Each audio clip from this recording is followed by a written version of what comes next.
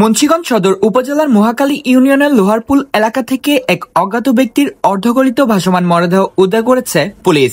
শুক্রবার দুপুরে পরিত্যক্ত একটি ডোবা থেকে মরদেহটি উদ্ধারের ঘটনায় এলাকায় চাঞ্চল্য সৃষ্টি হয়েছে।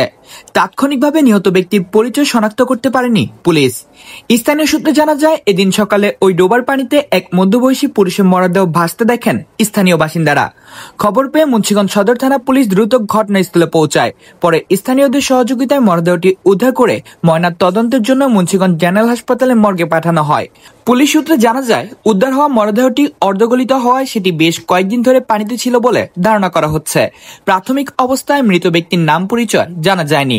মুন্সিগঞ্জ সদর থানার officer in charge S M. Saiful Alam জানান, লোহারপুল এলাকা থেকে উদ্ধার হওয়া ব্যক্তির নাম পরিচয় এখনো শনাক্ত হয়নি। মরদেহটি ময়না তদন্তের জন্য মুন্সিগঞ্জ জেনারেল হাসপাতালে পাঠানো হয়েছে। তিনি আরো জানান, ময়না তদন্তের রিপোর্ট পাওয়ার পর এবং আইনি প্রক্রিয়া শেষে পরবর্তী পদক্ষেপ নেওয়া হবে। মৃত্যুর কারণ ও পরিচয় শনাক্তের জন্য পুলিশ তদন্ত শুরু করেছে। বিষয়টি হত্যা নাকি অন্য কোনো কারণে মৃত্যু তা খতিয়ে দেখছে পুলিশ। কামরুল হাসান সাফিন, মুন্সিগঞ্জ.টিভি।